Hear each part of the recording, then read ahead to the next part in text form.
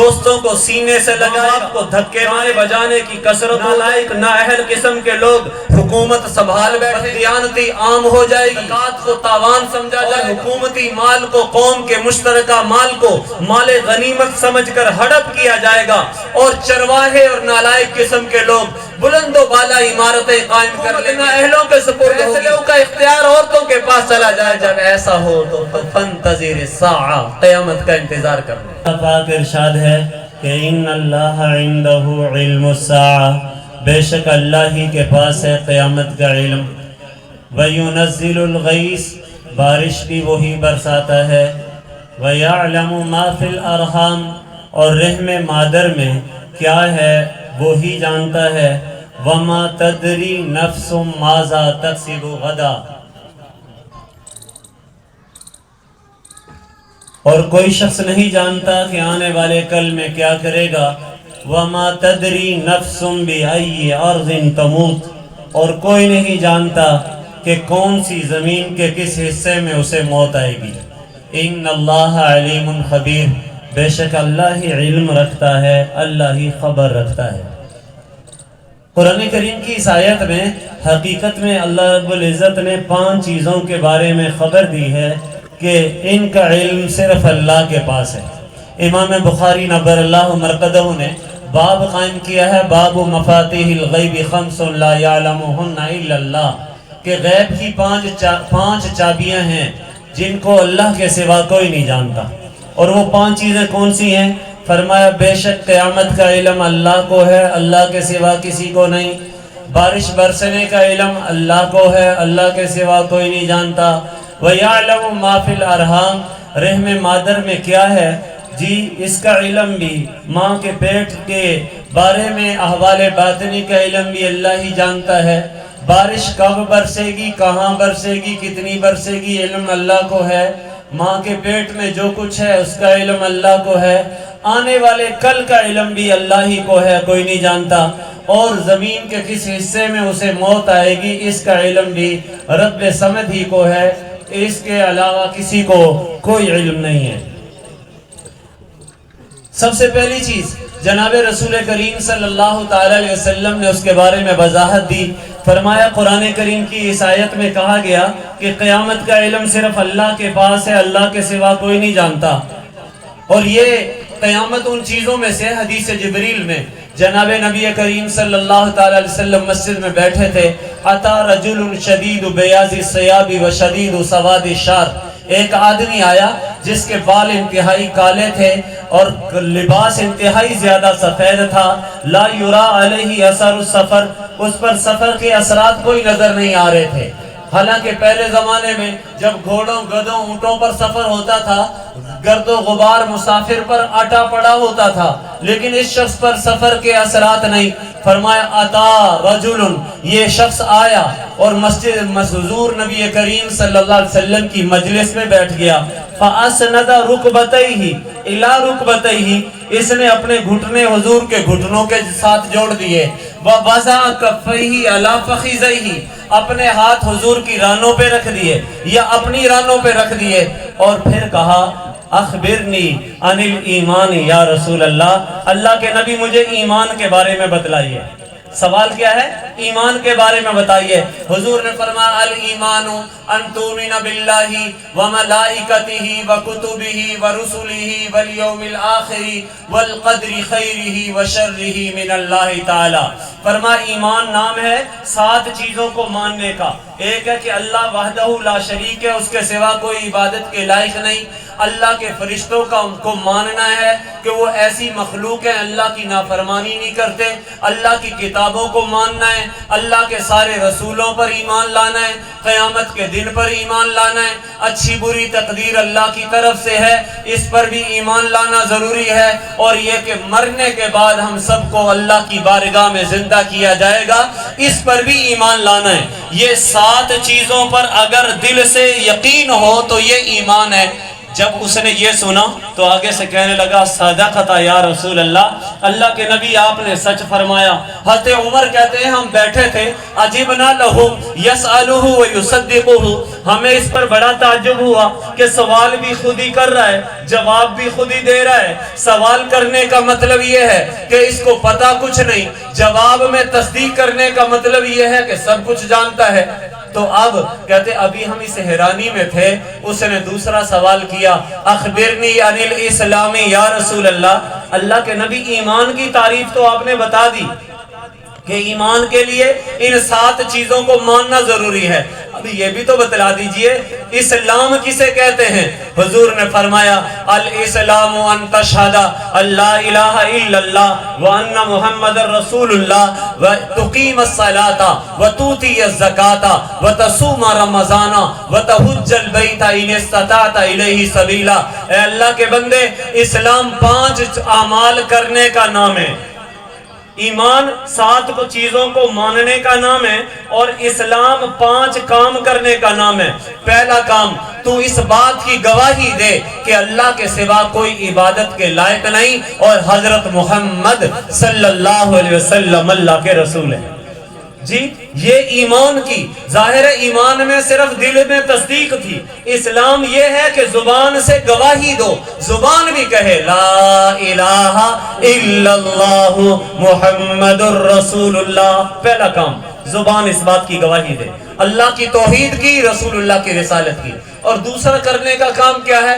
تقیم الصلاۃ، 5 وقت نماز ادا کر۔ اللہ کا منادی تجھے پکار رہا ہے، حی علی الصلاۃ، نماز کے لیے آ، حی علی الفلاح، کامیابی کی طرف آ۔ تو تیرا کام یہ ہے کہ تیرے رب کی دعوت پر لبیک کہے اور اللہ کی بارگاہ میں سجدہ کے لیے حاضر ہو جائے۔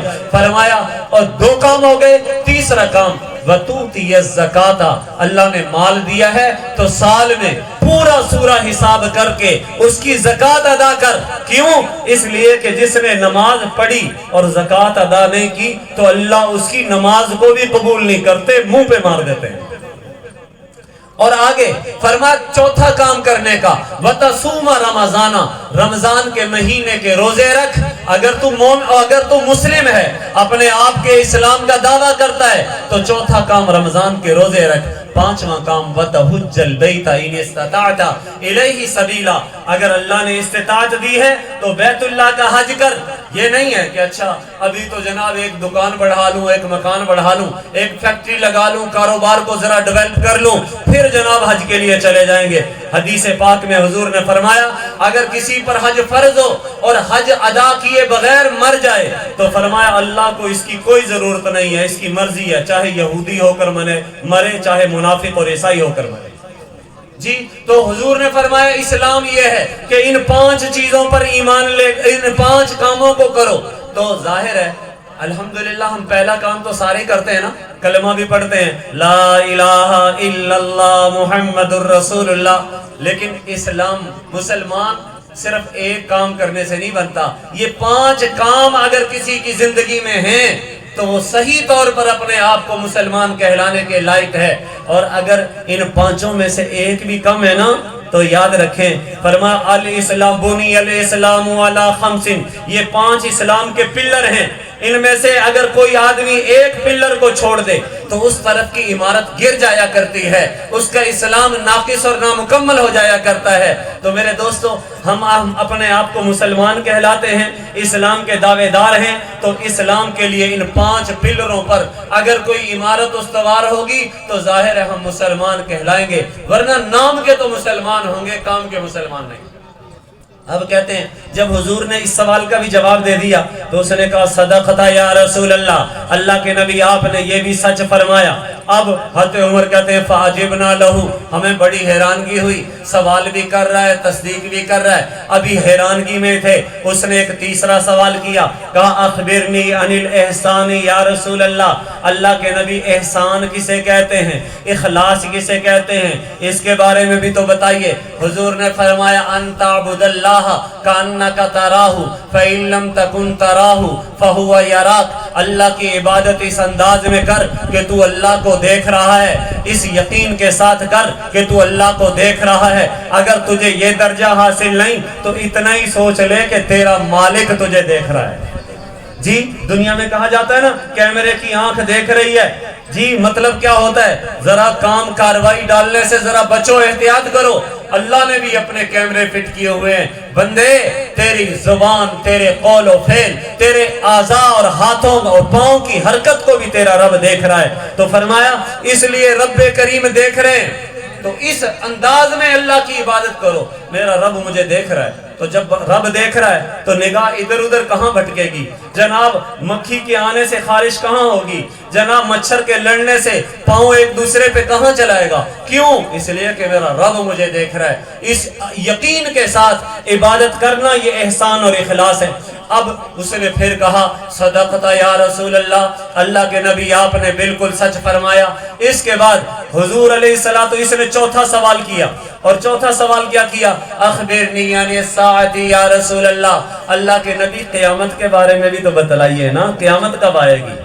حضور علیہ السلام نے عجیب جواب دیا، فرمایا مل مسئول عنہا بعالم من السائل، جناب سوال کرنے والا زیادہ نہیں جانتا، مل مسئول عنہا، جس سے پوچھا گیا ہے وہ پوچھنے والے سے زیادہ نہیں جانتا، جتنا تجھے پتا ہے اتنا ہی مجھے پتا ہے۔ اب اندازہ کیجئے پہلے 3 سوالوں کا پورا تفصیل سے جواب دیا، جب باری قیامت کی آئی تو رسول کریم صلی اللہ علیہ وسلم نے فرمایا جتنا تجھے پتا اتنا مجھے پتا ہے، قیامت کے بارے میں متعین کر کے کہ فلاں دن فلاں وقت فلاں گھڑی میں آئے گی، اس کا حقیقی علم صرف اللہ کو ہے۔ اب اس نے کہا آپ نے سچ فرمایا ہے، لیکن ساتھ ہی کہا اخبرنی عن اماراتھا یا رسول اللہ، اللہ کے نبی چلو قیامت کی نشانیاں ہی بتلا دیں۔ پھر حضور نے نشانیاں بتائیں، فرمایا ان تلد الامۃ ربتها، ادنا صدیقہ واقصى ابا وان تظہر المعازف، فرمایا گانے بجانے کی کثرت ہو جائے گی، ماں باپ کے ساتھ انسان لونڈیوں اور نوکروں والا سلوک کرے گا، دوستوں کو سینے سے لگائے گا، ماں باپ کو دھکے مارے گا، گانے بجانے کی کثرت ہو جائے گی، نالائق نااہل قسم کے لوگ حکومت سنبھال بیٹھیں گے، اور اسی طرح بددیانتی عام ہو جائے گی، زکوٰۃ کو اور مال غنیمت کو زکوٰۃ کو تاوان سمجھا جائے گا، مال اور حکومتی مال کو، قوم کے مشترکہ مال کو مال غنیمت سمجھ کر ہڑپ کیا جائے گا، اور چرواہے اور نالائق قسم کے لوگ بلند و بالا عمارتیں قائم کر لیں گے۔ اور فرمایا اور بہت ساری نشانیاں حضور نے بیان فرمائی، فرمایا جب ایسا ہو تو اس وقت، اور فرمایا تمام کے تمام امور کے فیصلے مردوں کے ہاتھ سے نکل کر عورتوں کے ہاتھ میں چلے جائیں گے، اور فرمایا وسد الامر الی غیر اہلہ، حکومت نااہلوں کے سپرد ہوگی، فیصلوں کا اختیار عورتوں کے پاس چلا جائے گا۔ فرمایا جب ایسا ہو تو فانتظر الساعہ، قیامت کا انتظار کرنا۔ اب کہتے ہیں قام رجل، یہ آدمی کھڑا ہوا اٹھ کے چلا گیا، حضور علیہ السلام نے فرمایا یا عمر هل تدری من السائل، کیا تمہیں پتا ہے یہ آنے والا کون تھا؟ حضرت عمر کہنے لگے لا یا رسول اللہ، اللہ کے نبی نہیں۔ فرمایا اتاکم جبریل یعلمکم دینکم، یہ جبریل امین تھے اور اس مجلس میں آئے تھے، اور ان کا مقصد یہ تھا کہ بارگاہ رسالت میں آ کر مختلف قسم کے سوال کریں، اور سوال کا جب جواب ملے تو تمہیں دین کا علم حاصل ہو جائے، یہ تمہیں دین سکھانے کے لیے سوال کرنے کے لیے آئے تھے۔ تو میرے محترم دوستو، حدیث جبریل میں پیارے نبی امام بخاری نے حدیث نقل کی، پوری تفصیل بتلا دی گئی، فرمایا قیامت کا علم اللہ کے سوا کسی کے پاس نہیں ہے، البتہ قیامت کی نشانیاں میرے اور آپ کے پیارے پیغمبر صلی اللہ علیہ وسلم نے بتلا دی۔ اس کے بعد قرآن کریم کی اس آیت میں قیامت کے بعد اگلا تذکرہ ہے وَيُنَزِّلُ الْغَيْثَ، بارش بھی اللہ ہی برساتا ہے، وَعِندَهُ عِلْمُ نُزُولِ الْغَيْثِ، بارش کے برسانے کا علم بھی کس کے پاس ہے؟ اللہ کے پاس ہے۔ آپ کہیں گے ہماری میڈیکل سائنس نے تو بڑی ترقی کر لی، محکمہ موسمیات والے تو پہلے ہی بتا دیتے ہیں کہ جناب آئندہ 24 گھنٹوں میں بارش برسنے کا امکان ہے، تو ظاہر ہے پتہ تو چل گیا نا۔ لیکن عجیب بات ہے، قرآن کے الفاظ بتا رہے ہیں کہ قرآن کہتا ہے اللہ کے پاس علم ہے، اور تم امکان اور تخمینے لگا رہے ہو۔ محکمہ موسمیات والے کیا کہتے ہیں؟ آئندہ 24 گھنٹوں میں بارش برسنے کا امکان ہے، اور یہ امکان اور تخمینہ اندازہ لگایا ہے، چنانچہ کبھی ان کے اندازے کے مطابق بارش ہوتی ہے، کبھی نہیں ہوتی۔ لیکن اللہ کا علم، اللہ تو یہ بھی جانتا ہے کہاں کتنی بارش برسے گی، زمین کے کس حصے میں برسے گی، کہاں پر نہیں برسے گی، کتنی ہوگی کتنی نہیں ہوگی، اللہ یہ بھی جانتا ہے۔ دو چیزیں ہو گئی جن کا علم اللہ کے پاس ہے، پہلی قیامت، دوسری بارش، تیسری وَيَعْلَمُ مَا فِي الْأَرْحَامِ، اور وہی جانتا ہے کہ ماں کے پیٹ میں کیا ہے۔ آپ کہیں گے ہماری میڈیکل سائنس نے ترقی کر لی، آج تو الٹرا ساؤنڈ مشین ہے، وہ بتا دیتی ہے کہ جناب بیٹا پیدا ہوگا یا بیٹی پیدا ہوگی۔ اللہ کا قرآن کہتا ہے نہیں، وَيَعْلَمُ مَا فِي الْأَرْحَامِ۔ امام بیضاوی نے عجیب بات لکھی، فرمایا یعلم کونہ شقیا وسعیدا عزیزا او ذلیلا۔ اللہ کا علم، تمہارا علم تو صرف اتنا ہے نا، الٹرا ساؤنڈ مشین تو یہ بتاتی ہے لڑکا ہے یا لڑکی ہے۔ اللہ تو یہ بھی جانتا ہے پیدا ہونے والا نیک بخت ہے یا بدبخت ہے، پیدا ہونے والا ماں کے پیٹ میں جناب عزت والی زندگی گزارے گا ذلت والی زندگی گزارے گا۔ اللہ یہ بھی جانتا ہے یہ مالداری اور فراخی والی زندگی گزارے گا یا فقیری اور غربت والی زندگی گزارے گا۔ لاؤ دنیا کا کوئی الٹرا ساؤنڈ جو یہ بتا سکے جی۔ اور ظاہر ہے جہاں پر کہا جا رہا وَيَعْلَمُ مَا فِي الْأَرْحَامِ، اللہ جانتا ہے ماں کے پیٹ میں کیا ہے۔ مطلب اس کا کیا ہے؟ اللہ پاک اپنے علم کے لیے کسی مشین کا محتاج نہیں ہے، اور ظاہر ہے آپ کا ڈاکٹر تو مشین کا محتاج ہے۔ الٹرا ساؤنڈ مشین بتائے گی تو بتائے گا، ورنہ کہے گا جناب رزلٹ ٹھیک نہیں آ رہا۔ اور مشین ٹھیک ہو تو نتیجہ ٹھیک، مشین خراب ہو تو نتیجہ خراب۔ لیکن قربان جائے میرے رب کے علم کے، میرا رب بچے کی ماں کے پیٹ کے اندر اس کا رزق بھی لکھ دیتا ہے، اس کی مدت بھی، عمر بھی لکھ دیتا ہے، اس کے بارے میں جناب شقی ہونا سعید ہونا اپنے علم ازلی کی بنیاد پر۔ ابھی بچہ ماں کے پیٹ میں 4 ماہ کا ہوتا ہے، جناب رب تعالیٰ یہ ساری چیزیں، فیصلے، تمام کے تمام امور پہلے سے طے کر دیتے ہیں۔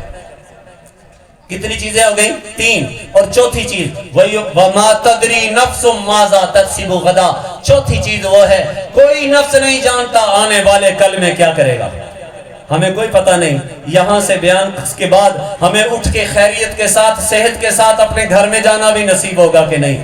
بہت مرتبہ آدمی ایک خواب لے کر جناب صبح کو جاب کے لیے نکل رہا ہوتا ہے، لیکن شام کو ڈیڈ باڈی آ رہی ہوتی ہے جی، اپنے دوستوں کی طرف نکل رہا ہوتا ہے، شام کو اس کی میت آ رہی ہوتی ہے۔ اللہ بتلا رہے ہیں کہ جناب اللہ کے پاس آنے والے حالات کا علم کس کے پاس ہے؟ اللہ ہی کے پاس ہے۔ وَمَا تَدْرِي نَفْسٌ بِأَيِّ أَرْضٍ تَمُوتُ، اور کوئی شخص نہیں جانتا آنے والی یہ زمین کے کس حصے میں اسے موت آئے گی۔ موت کا علم کس کے پاس ہے؟ اب دیکھو نا، ہماری یہ بزرگوار محترمہ کا انتقال ہوا، اور خواتین کا تو عام طور پر حال یہ ہوتا ہے پیدا کہیں ہوتی ہیں، پلتی بڑھتی کہیں ہیں، نکاح کہیں ہوتا ہے جناب، پھر وہ اس کے بعد زندگی کا کوئی حصہ روزگار کے سلسلے میں اپنے میاں کے ساتھ کہیں گزرتا ہے، موت کہیں جا کے آتی ہے۔ اللہ کا قرآن کہہ رہا ہے وَمَا تَدْرِي نَفْسٌ بِأَيِّ أَرْضٍ تَمُوتُ، کوئی شخص نہیں جانتا کہ جناب زمین کے کس حصے میں موت آئے گی۔ موت کا ایک وقت مقرر ہے، اس سے ذرہ برابر بھی ادھر ادھر نہیں ہو سکتا۔ آج میرے محترم دوستو یقین جانیے دنیا میں بڑے بڑے لوگ آئے۔ امام مالک رحمت اللہ علیہ نے ایک مرتبہ خواب دیکھا۔ امام مالک کی خواہش یہ تھی کہ مجھے مدینے کی موت نصیب ہو، اور حدیث میں بھی آتا ہے حضور نے فرمایا اگر تمہارے اندر استطاعت اور طاقت ہو تو مدینے میں مرو۔ فرمایا کیوں؟ اس لیے کہ قیامت کے دن سب سے پہلے میں اٹھوں گا، اور پھر میرے ساتھ میرے وزیرین ابو بکر و عمر اٹھیں گے، اور پھر سارے کے سارے جو جنت البقیع میں دفن ہیں ان کا حشر بھی میرے ساتھ ہوگا۔ اور ظاہر ہے اس لیے حضرت عمر رضی اللہ تعالیٰ عنہ کی خواہش تھی مدینے میں موت آئے، اور کثرت سے دعا کیا کرتے تھے اللہم ارزقنی شہادتاً فی سبیلک و موتاً فی بلدی حبیبک، اللہ اپنے راستے کی شہادت عطا فرما اور اپنے نبی کے شہر مدینے کی موت عطا فرما۔ امام مالک کی بھی یہ خواہش تھی۔ امام مالک چنانچہ ایک فرض حج کیا ہے، فرض حج کرنے کے بعد ہر سال جب حج آتا تو جی کرتا مکہ مکرمہ میں جائیں۔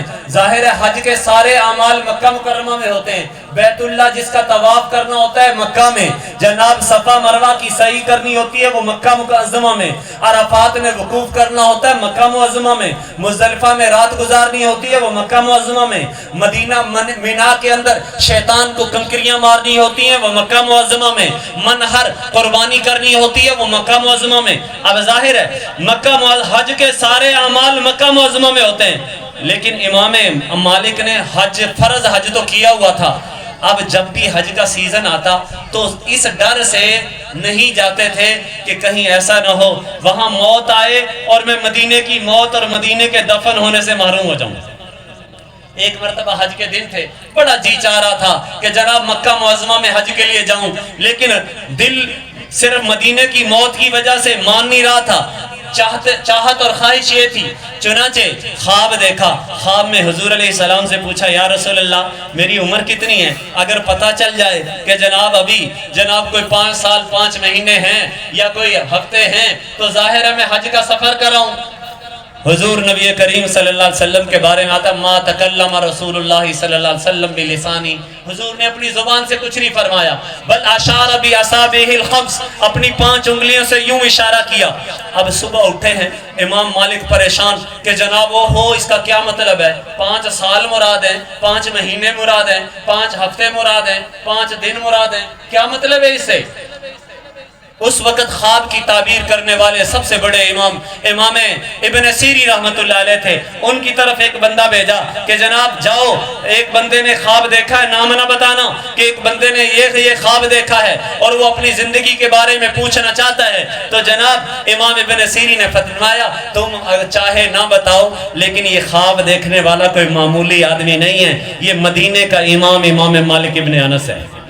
کہا جاؤ امام مالک کو جا کے بتلا دو کہ حضور علیہ السلام تمہاری زندگی کے متعین دن نہیں بتلا رہے، بلکہ پیارے نبی صلی اللہ علیہ وسلم تمہیں جو بتانا چاہ رہے ہیں وہ بتلانا یہ چاہ رہے ہیں کہ جناب یہ قیامت، یہ موت ان 5 چیزوں میں سے ہے جس کا علم صرف اللہ کے پاس ہے، اللہ کے سوا کوئی نہیں جانتا، اور ظاہر ہے یہ موت بھی انہی میں سے ہے۔ وہ 5 چیزیں قیامت ہے، بارش ہے، موت ہے، آنے والا زمانہ ہے، ماں کے پیٹ میں بچہ کیا ہے، اس کے بارے میں علم صرف اللہ ہی کے پاس ہے۔ تو فرمایا وما تدری نفس ماذا تکسب غدا وما تدری نفس بأی ارض تموت، کوئی نہیں جانتا زمین کے کس حصے میں موت آئے گی۔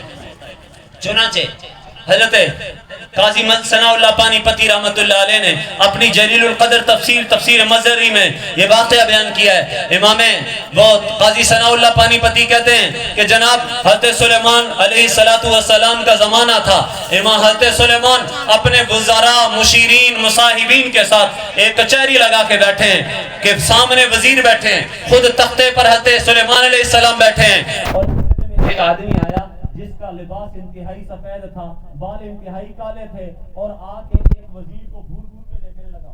وہ وزیر بیچارہ پریشان کہنے لگا، اور تھوڑی دیر وہ بیٹھ کے چلا گیا۔ اب وزیر نے حضرت سلیمان سے پوچھا حضرت یہ آنے والا آدمی کون تھا جو مجھے گھور گھور کے دیکھ رہا تھا؟ حضرت سلیمان نے فرمایا تو نہیں جانتا؟ کون ملک الموت، یہ تو موت کا فرشتہ تھا۔ فرمایا حضرت خدا کا واسطہ ہے مجھ پہ رحم کیجئے، یہ مجھے گھور گھور کے دیکھ رہا تھا، لگتا ہے یہ میری جان قبض کرنے کے لیے آیا تھا، آپ اس طرح کیجئے کہیں ایسا نہ ہو میں یہاں سے نکلوں اور میری جان قبض کر لے۔ آپ کی حکومت تو ہواؤں پہ بھی چلتی ہے، مُرِر ریحا ان تلقینی فی ارض الہندی، میں یہاں فلسطین میں ہوں، آپ ہوا کو حکم دیجئے مجھے یہاں سے اٹھائے اور ارض ہندوستان میں لے جا کے پٹک دے۔ چنانچہ حضرت سلیمان علیہ السلام نے ہوا کو حکم دیا، اس کو اٹھایا اور لے جا کے وہاں پہ پٹک دیا۔ کچھ دنوں کے بعد ملک الموت دوبارہ آئے۔ حضرت سلیمان نے پوچھا وہ ملک الموت وہ فلاں دن آیا تھا، میرے ایک وزیر کو گھور رہا تھا، کیا معاملہ تھا؟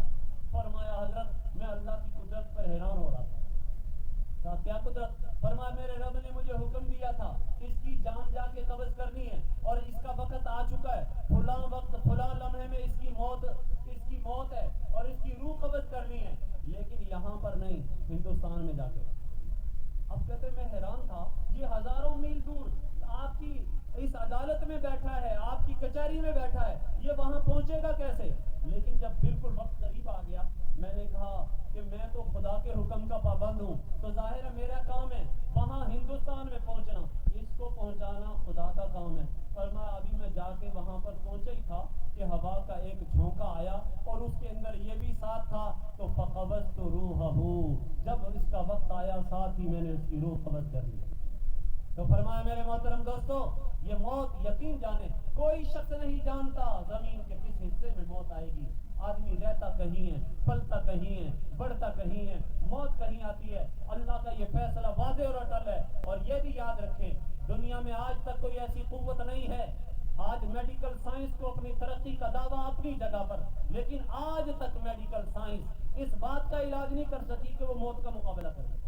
ہر گھر میں موت آتی ہے، ہر بستی میں موت آتی ہے، ہر شہر سے جنازے اٹھتے ہیں، ہر آبادی سے جنازے اٹھتے ہیں، قبرستان کی طرف رواں دواں ہیں، سفر جاری و ساری ہے۔ اور یہ ہمارے لیے پیغام ہے کہ جناب دنیا میں بڑے بڑے عرض کروں بڑے بڑے سائنٹسٹ آئے، بڑے بڑے عقل پہ ناز گھمنڈ کرنے والے آئے، انہوں نے کہا ہم موت کا علاج کر لیں گے، لیکن کوئی مائی کا لال موت کا علاج نہیں کر سکا۔ آج یہ افلاطون ہے نا، افلاطون ایسا بڑا سائنٹسٹ تھا، آج بھی یہ سائنس میں جناب بیولوجی میں یہ کشش ثقل اور اسی طرح مد و جزر کے جو قوانین پڑھائے جاتے ہیں، یہ سارے کے سارے سائنسدان ہر قوت ارتعاش اور اسی طرح کشش ثقل، حرکت کے قواعد اور قوانین، یہ سارے کے سارے افلاطون سے اخذ کیے۔ اور یہ افلاطون ایک پیغمبر کے زمانے میں تھے جو حضرت موسیٰ علیہ السلام کے زمانے میں حضرت موسیٰ کے خادم تھے، اور حضرت موسیٰ کے بعد جناب ان کو نبوت مل گئی تھی جن کا نام یوشع بن نون تھا حضرت یوشع کے زمانے میں۔ اور اس زمانے میں اس نے افلاطون نے حضرت یوشع سے کہا بھائی آپ مجھے میری موت کا وقت بتلا دیں، میں اپنی موت کا علاج کر لوں گا۔ پیغمبر وقت نے سمجھایا کہ نالائق کوئی موت کا علاج نہیں کر سکا۔ اس نے کہا نہیں، آپ نہیں بتا سکتے تو نہ بتائیں، لیکچر نہ دیں، اگر بتا سکتے ہیں تو بتائیں، میں نے تو موت کا وقت پوچھا ہے، وہ بتا سکتے ہیں تو بتائیں۔ تو حضرت یوشع نے کہا خدا کی قدرت کا مقابلہ کوئی نہیں کر سکتا، لیکن اس کو سمجھ میں نہیں آئی، اس نے تقاضا کیا تو اللہ کی طرف سے وحی آئی تو عرض کیا اللہ کے اے اللہ تیرا ایک بندہ جس کو اپنی عقل کا بڑا گھمنڈ ہے، وہ موت کا علاج کرنا چاہتا ہے، اصل میں اس کے ذہن میں ایک خناس اور کیڑا تھا، اس نے یہ دیکھا کہ آسمانی کتابوں میں یہ ہے کہ موت کا ایک وقت مقرر ہے، اذا جاء اجلها لا يستاخرون ساعة ولا يستقدمون، اس سے نہ ایک گھڑی موت پہلے آ سکتی ہے نہ بعد میں آ سکتی ہے۔ اس نے کہا اگر میں ایسا کوئی حربہ اختیار کر لوں کہ ملک الموت کو چکمہ دے دوں اور اس کو پتہ ہی نہ چلے کہ اصلی افلاطون کون سا ہے نقلی کون سا ہے، وقت گزر جائے گا اور بعد میں مجھے موت نہیں آئے گی۔ کیوں؟ اس لیے کہ رب کا آسمانی تعلیمات یہ کہہ رہی ہیں کہ موت کا وقت مقرر ہے، تو ظاہر ہے جب موت کا وقت مقرر ہے تو اب موت وقت ٹال دیا تو نہیں آئے گی۔ اس نے اس بنیاد پر وہ پوچھا کہ موت کب آئے گی، تو بتلا دیا گیا فلاں دن فلاں وقت تیری موت آئے گی، تیاری کر اور دیکھ تیری عقل جیتتی ہے یا ہماری قدرت۔ چنانچہ اس کو بتایا گیا فلاں دن فلاں وقت موت آئے گی۔ ظالم نے 18 مجسمے تیار کیے، 19 کرسیاں تیار کروائیں۔ اس ظالم نے ایسا کمال کیا، اپنی شکل کے رنگ میں، روپ میں، نین نقش میں، تمام کے تمام امور میں 18 مجسمے ہو بہو افلاطون کے سے تیار کیے، اور ایسا کمال کیا کہ آج بھی سائنس حیران ہے۔ اس نے اپنی آنکھوں میں قوت ارتعاش پیدا کی، حتیٰ کہ عام تصویر کی پتلیاں نہیں گھوم رہی ہوتی، اس نے آنکھوں کے ڈیلے اور پتلیاں گھما دی۔ ہر مجسمے کی پتلی کبھی ادھر کو دیکھتی تھی، کبھی بائیں کبھی دائیں، کبھی اوپر کبھی نیچے۔ اب جب عین وقت آیا اس نے 19 کرسیاں منگوائیں، 18 مجسمے ان پہ رکھ دیے، ایک کرسی خالی، وہ بالکل درمیان میں بھی نہیں رکھی، کہیں جو اپنے بیٹھنے کے لیے تھی، درمیان میں اس لیے نہیں رکھی کہیں افلاطون جبرائیل امین وہ ملک الموت یہ نہ سمجھے کہ اصلی افلاطون یہ سینٹر میں درمیانی شخصیت ہے۔ دائیں بائیں بھی نہیں رکھی کہیں ادھر سے نہ آ جائے ادھر سے نہ آ جائے، 4-5 کرسیوں کا ہیر پھیر کیا، اور اس کے بعد اپنے بیٹھ گیا۔ کہتے اتنے میں ملک الموت آئے، روایات میں آتا ففتح الباب، اس نے دروازہ کھولا، ووضع یدہ الیمنی علی مصراعہ الیمنی، اپنا دایاں ہاتھ دائیں کواڑ پہ رکھا، بایاں ہاتھ بائیں کواڑ پہ رکھا، ونظر الی اجسادہ، اس کے مجسموں کی طرف نظر دوڑائی اور کہنے لگے واہ بھئی واہ، افلاطون نے تو کمال ہی کر دیا، آج پتہ ہی نہیں چل رہا اصلی افلاطون کون سا ہے، نقلی افلاطون کون سا ہے۔ اللہ میں جان قبض کروں تو کس کی کروں، وقت بالکل ہوا چاہتا ہے، تاخیر کی گنجائش نہیں ہے، اے اللہ پتہ چل نہیں رہا۔ اب اس کے دل میں تو لڈو پھوٹنا شروع ہو گئے، واہ بھئی واہ، میرا مقصود حربہ کامیاب رہا، اب خوشی منا ہی رہا تھا، لیکن ساتھ ہی ملک الموت کو بھیجا کس نے تھا؟ اللہ نے۔ اگلا ملک الموت نے اگلا وار کیا، کہنے لگے او ہو محنت تو افلاطون نے بہت کی ہے، لیکن ایک غلطی ہو گئی جس کی وجہ سے پتہ چل گیا کہ اصلی افلاطون کون سا ہے، نقلی افلاطون کون سا ہے، بس اتنی اس کی اوقات تھی۔ گھبرا گیا بندہ، جب گھبرا جائے تو اصلیت سامنے آ جایا کرتی ہے، جب افلاطون گھبرایا ہے تو فوراً بول اٹھا، کہنے لگا بھائی وہ کون سی غلطی ہو گئی، خدا کا واسطہ ہے مجھے بتا دے۔ اب کیا تھا؟ ملک الموت نے کہا یہی غلطی ہوئی ہے، باقی بول نہیں سکتے تھے تو بول پڑا ہے۔ فقبض روحہ، اور اس کی روح کو قبض کر لیا۔ میرے محترم دوستو، آج تک دنیا میں بڑے بڑے آئے، موت کے مقابلے کے دعوے کیے، لیکن آج تک کوئی موت کا علاج نہیں کر سکا۔ میرے محترم دوستو، آج ہمارے لیے پیغام یہ ہے کہ ہم موت سے پہلے اپنی موت کی تیاری کریں۔ میرے نبی نے فرمایا تھا موتو قبل ان تموتو، مرنے سے پہلے مرنے کی تیاری کر لو، کہیں ایسا نہ ہو کہ بعد میں پچھتانا پڑے۔ کوئی پتہ نہیں کس موڑ پر زندگی کی شام ہو جائے، کب رب کی طرف سے بلاوا آ جائے۔ اس لیے میرے محترم دوستو، آج کے اس اجتماع کی وساطت سے گزارش یہ ہے، خدا را اللہ کے نبی نے جو مسلمان کے 5 کام بتائے ہیں، کم از کم شہادت توحید اور رسالت، نماز، روزہ، حج، زکوٰۃ اور حلال حرام کی تمیز، ان تمام امور کو کیجئے۔ کوئی پتہ نہیں کس موڑ پر زندگی کی شام ہو جائے۔ اللہ کریم ہم سب کو اپنی عاقبت آخرت کی فکر نصیب فرمائے، اور ہماری بزرگوار مرحومہ جن کے ایصال ثواب اور دعائے مغفرت کے لیے جمع ہیں، پسماندگان نے ان کے ایصال ثواب کے لیے جو بھی نیک اعمال، صدقات، خیرات، عطیات اور جو بھی کام کیے ہیں، اللہ سب کو اپنی بارگاہ میں قبول و منظور فرمائے، اور مرحومہ کو اپنی جوار رحمت میں جگہ نصیب فرمائے، اور ہم سب کو بھی اپنی موت اور آخرت کی فکر نصیب فرمائے۔ وآخر دعوانا